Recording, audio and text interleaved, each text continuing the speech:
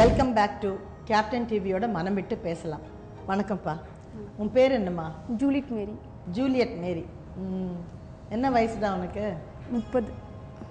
பார்த்தா தெரியவே இல்லை, ரொம்ப சின்ன பொண்ணு மாதிரி தான் இருக்க. ஸோ எப்போ உனக்கு கல்யாணம் ஆச்சு? ஜூன் 6, 2008 ஆச்சு. 2008 ஆச்சு. உங்கள் வீட்டுக்காரர் உங்க கூட மொத்தமே 3 மாதம் தான் இருந்திருக்காரு. அதுக்கப்புறம் வாழவே இல்லை. நீ எவ்வளோ பேச ட்ரை பண்ணியா? நிறைய டைம் பேசுறதுக்கு ட்ரை பண்ணியிருக்கிறேன். அவர் அதை அவாய்ட் பண்ணிவிடுவார், இல்லை சுவிட்ச் ஆஃப் பண்ணி வச்சுட்டா நம்பர் மாற்றிடுவார். இவ்வளோ நாள் நீ முயற்சி பண்ணியிருக்க, அம்மா முயற்சி பண்ணியிருக்காங்க. உங்களை உன்னை அவர் அடிச்சிருக்காரா? அடிச்சிடலாம். செம்மையாக போட்டு அடிச்சிருக்காங்க, தெருவுலலாம் போட்டு அடிச்சிருக்காங்க. தெருவுலலாம் போட்டார்? அதான் என் தாலி கூட போடல, தெருவில் போட்டு இப்படி இழுத்ததெல்லாம் தாலி காண இருந்துச்சு. நீ அப்படி அடிக்கிறதுக்கு நீ என்ன பண்ண? அவருக்கு குடிக்கணும், வேற ஒரு பொண்ணு இருக்காங்க, வேற ஒரு கேர்ள் அவங்களுக்கு இருக்காங்க, கல்யாணத்துக்கு முன்னாடி ஒரு லவ். அவங்க கிட்ட போகணும் அப்படின்னு சொன்னால் என்னை போட்டு நல்லா அடிச்சு போட்டுட்டு போயிடுவாங்க. அவங்க ஃபேமிலி கூட அவங்க அம்மா கூட இருக்கிறப்போ அவங்க அம்மா கிட்ட இல்லை அவங்க அப்பா கிட்ட சண்டை போட்டுட்டு போவாங்க. 4 நாள் 3 நாள் வரவே மாட்டாங்க. வரும்போது செம்மையாக தண்ணி அடிச்சுட்டு வருவாங்க. அப்போ அவங்க அம்மா சொல்லுவாங்க, நான் கேட்டுக்கிறேன், நீ பேசாமல் இரு அப்படின்னு சொல்லுவாங்க. ஆனால் கேட்க மாட்டாங்க. பையன் என்ன தப்பு பண்ணாலும் கேட்கவே மாட்டாங்க.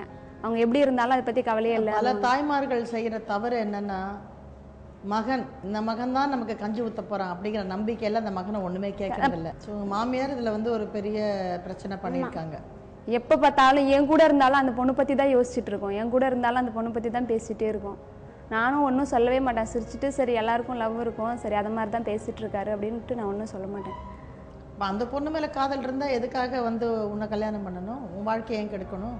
அதை நான் எவ்வளோ வாட்டி கேட்டுட்டேன். நீ அவங்களே கல்யாணம் பண்ணியிருக்கலாம்ல, அதை விட்டுட்டு எதுக்கு என்ன கல்யாணம் பண்ண? எங்கள் அம்மா தான் கட்டி வச்சுட்டாங்க. சண்டையாக இருந்தால் சொல்லுவார், எங்கள் அம்மா தான் கட்டி வச்சுட்டாங்க, எங்கள் அம்மா தான் கட்டி வச்சுட்டாங்க, எனக்கு பிடிக்கவே இல்லை, பெரிய சனியமாக இருக்கும் உன்னோட, அப்படி தான் சொல்லுவார். கொஞ்சம் அப்புறம் செல்லப்பா சந்தோஷமாக இருக்கிறப்ப சொல்லுவார், பிடிச்சிருந்தது கட்டிக்கிட்டேன் அப்படின்னு சொல்லுவார். உன்னால் அவரை மறக்க முடியல?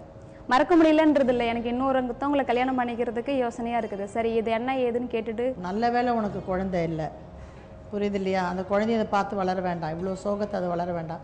ஸோ உனக்கு ஒரு நல்ல வாழ்க்கையை நீ அமைச்சிக்க வேண்டியது தானே. இந்த தடவையாவது நீ உனக்குன்னு சொல்லி இப்போது உனக்கு வேற ஒரு வாழ்க்கையை அமைச்சிக்கிறது தான் நல்லதுங்கிறது என்னுடைய ஒரு விண்ணப்பம்னு சொல்லலாம். இருந்தாலும் அவங்க என்ன சொல்கிறாங்கங்கிறத பார்ப்போம். கூட சேர்ந்து வாழ தயாராக இருக்காங்களா இல்லை என்ன? அவங்களுக்கு பயங்கர ட்ரிங்க்ஸு, எல்லா பழக்கமும் உண்டு, எல்லா பழக்கம் சைக்கோ மாதிரி பண்ணிகிட்டு இருப்பார். எப்போவுமே பேசி திரும்பி திரும்பி திரும்பி பேசி சண்டை போட்டுட்டு இருப்பார். அவ்வளோ வேலை பார்க்குறியாப்பா? நான் கேட்ரிங் டிப்ளமா பண்ணிகிட்டு இருக்கிறேன். இப்போ பண்ணிக்கிட்டு இருக்கேன். இப்போ அது போக அந்த ஹோட்டல் இண்டஸ்ட்ரி போகிறதுக்காக இங்கிலீஷ் வேணும் தான் ஸ்போக்கன் இங்கிலீஷும் படிச்சுட்டு இருக்கேன். Very good, very good. நல்ல விஷயம் பண்ண. ஏன்னா அட்லீஸ்ட் உங்கள் அம்மாவுக்கு அது ஒரு பெரிய ஆறுதல்மா. ஏன்னா ஆண் துணைங்கிறது ரொம்ப அவசியம். அவள் வாழ்க்கைக்கு ஒரு நல்ல ஒரு செட்டில்மெண்ட் வேணும். அதே சமயம் ஆண் துணை மட்டுமே வாழ்க்கை இல்லைம்மா. அவ சுயமா படிச்சு அவ சம்பாதிக்கிறது தான் அவளுக்கு கடைசி வரைக்கும் வரும். பொண்ணு போதுமா, எனக்கு வேற பொண்ணுகள்லாம் அதனால அவ கடைசி வரைக்கும் அவ 4 காசு சம்பாதிக்கணும். கஷ்டப்பட்டு வளர்த்தாம்மா, என் பொண்ணு சீரழிஞ்சு போகுதுமா. எவ்வளோ டைம் எனக்கு உடம்பு சரியில்லாதப்ப அவர்கிட்ட கெஞ்சி நான் கூப்பிட்டுருக்கேன், வாங்க வாங்க. என் ஃப்ரெண்டு கூட சொல்லியிருக்கிறா, இந்த சமயத்தில் நீங்கள் வந்தீங்கன்னா சேர்ந்துடலாம், உடம்பு சரியில்லாமல் இருக்கிறா, நீங்கள் வந்தீங்கன்னா சேர்ந்துடலாம் அப்படின்னு சொன்னால் கூட இந்த வரம் சொல்லுவாரா, நான் வரவே மாட்டார். யாரையாவது விட்டு ஃபோன் பண்ணுவார். அவருக்கு பாசம் இல்லைன்னு தெரியுது ஜூலி. நீ ஏன் அதை நீ உணரணும். பாசம் இருக்கிற ஆளாக இருந்தா நீ ஆஸ்பத்திரியில் உனக்கு குழந்தை அபார்ஷன் ஆகிருக்கு, உன் வயிற்று அறுத்துருக்காங்க, அது உனக்கு தையல் பிரிஞ்சிருக்கு, பாசம் உள்ள கணவனாக இருந்தாங்க ஓடி நிற்க மாட்டானா மனைவி பக்கத்தில்? வாங்க இது சமயம் அப்படியே டக்குன்னு சேர்ந்துடலாம் அப்படி சொல்லிட்டு நான் எவ்வளோ வாட்டி கூப்பிட்டுருக்குறேன். எங்கள் அப்பா கூட ரொம்ப திட்டுவார், இது சும்மா அவனே எது கூப்பிட்டுட்டே இருக்கிற அப்படின்னு. சரி, அது உனக்கு அன்பு இருக்குது, கஞ்சோ கூட நான் அவர் கூட அட்ஜஸ்ட் பண்ணி வாழ தயாராக இருக்கேன்னு தான் ஒவ்வொரு பொண்ணும் ஆசைப்படுவா.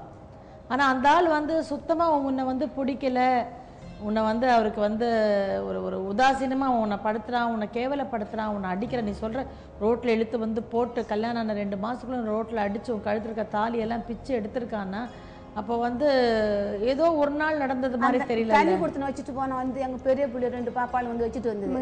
அந்த கிராமத்தில் உள்ளவங்க இல்லைன்னா பொண்ணு போயிருக்கோம், அன்றைக்கே செத்துருக்கோம்.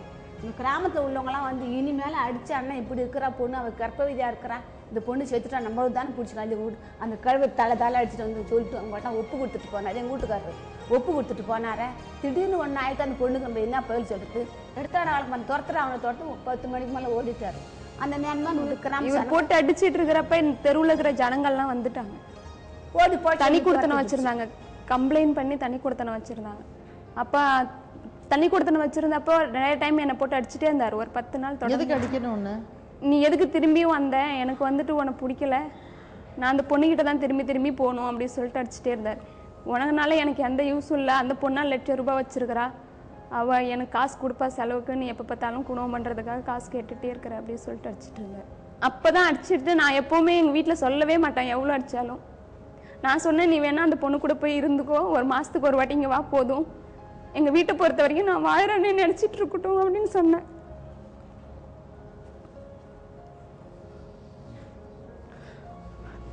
அப்புறமாவும் நீ இங்கே இருந்துனா என்னால் இருக்கவே முடியாது, நீ கிளம்பி போன்னு சொல்லிட்டு அடிச்சுட்டே இருந்தார். அப்புறம் தான் பக்கத்தில் இருக்கிறவங்களாம் இப்படி அடிப்பட்டு எதுக்கு சாவரேன், கிளம்பி போ அப்படின்னு சொல்லிட்டு அவங்கெல்லாம் அங்கே அமுச்சு வச்சுட்டாங்க வீட்டுக்கு. அந்த தெருவு ஜனமே வந்துருச்சு அடிச்ச போது. அப்போ கரெக்டாக அவங்க அம்மாவை கூட்டிகிட்டு வந்துட்டாரு. என்ன பண்ணாலும் அவங்க பையன்தான் முக்கியம். அதுக்கு முன்னாடி கன்சீவாக இருந்தப்போ அவங்க வீட்டில் நான் இருந்த உடம்பு சரியில்லாத 3 நாள் படுத்திருந்தேன். என்ன இதுன்னு கூட அவங்க கேட்டதே இல்லை. அவங்க பொண்ணும் இருக்குது வீட்டில், அவங்க பொண்ணு அவங்க புருஷன் கூட போகாமல் இங்கே தான் இருக்குது 2 குழந்தையோட.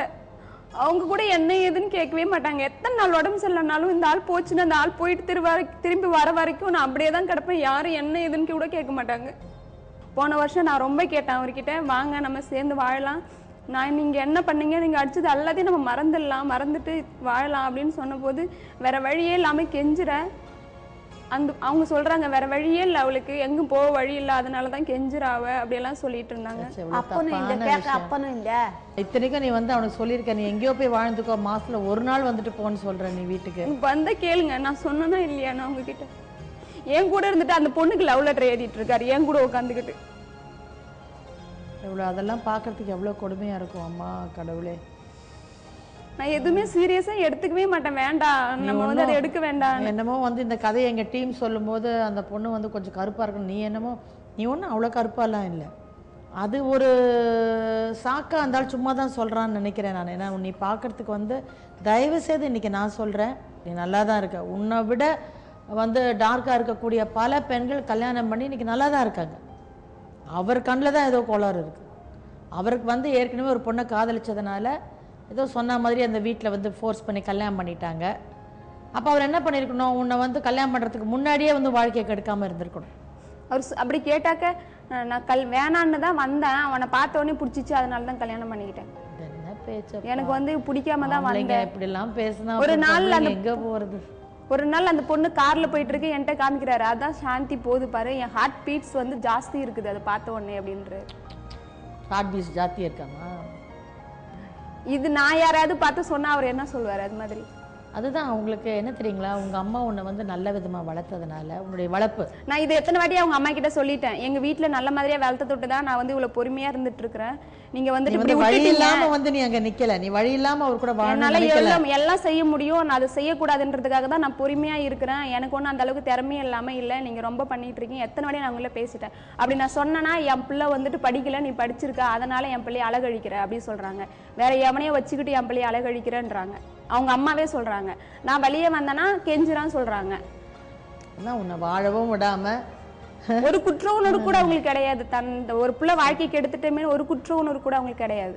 வாழ வைக்கல, பொண்ணையும் வாழ வைக்கல. பொண்ணுக்கு 2 பிள்ளை இருக்கு, ஆண் பொண்ணு இருக்கு, அதையும் வாழ வைக்கல வச்சிருக்காங்க வீட்டோட.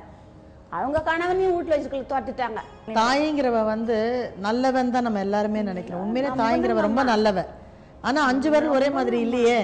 சில சமயம் இந்த மாமியார் அப்படிங்கிற ஒரு நிலைமைக்கு அவங்க வரும்போது ஏன் அந்த மாற்றம் வருதுன்னு தெரியல. சொந்தக்காரனாச்சே நம்ம பிள்ளை வச்சு அப்பா அதே ஒரு ஃபீலிங்ஸ்லயே இறந்துட்டாங்க. துரோகம் பண்ணிட்டாங்க, நம்பிக்கை துரோகம் பண்ணிட்டாங்க, நம்பிக்கை துரோகம் பண்ணிட்டாங்க அப்படி சொல்லி இறந்துட்டாரு. அதுக்கு அவங்க சொல்றாங்க, உன் அப்பா அநியாயம் பண்ணனா அதனாலதான் பாதியிலே போயிட்டான் அப்படின்றாங்க. அவங்க என்ன அநியாயம் பண்ணாரா? அவரு அதர்மம் பண்ணா, அதனாலதான் உங்க அப்பா பாதியிலே போயிட்டான் அப்படின்றாங்க அவங்க. போன வருஷம் நான் ஃபோன் பண்ணி இந்த மாதிரி பேசணும்னு சொன்ன போது சொல்றாங்க அந்த மாதிரி. சரி, கவலைப்படாத ஜூலி, நம்ம இப்போ அவங்கள மீட் பண்ணலாம், அவங்க தரப்பில் என்ன சொல்கிறாங்கங்கிறதையும் பார்க்கலாம். இவ்வளவு நேரம் நம்ம ஜூலி சொன்னதெல்லாம் கேட்டோம். இப்போ அவங்களோட மாமியாரை நம்ம இங்கே சந்திக்க போகிறோம். மாமி யார் அப்படிங்கிறதுனால தான் அவங்க நான் யாரோங்கிற மாதிரி இருக்காங்க போல இருக்கு. அவங்கள பார்க்கலாம். பட் ஆஃப்டர் த இப்போ கூட கழுத்தில் தாலி கிடையாது, கேட்டால் நான் கைட்டு வச்சுறேன். நான் டீசெண்டாக இருக்கணும், எனக்கு கல்யாணம் வந்து யாருக்குமே தெரியும்.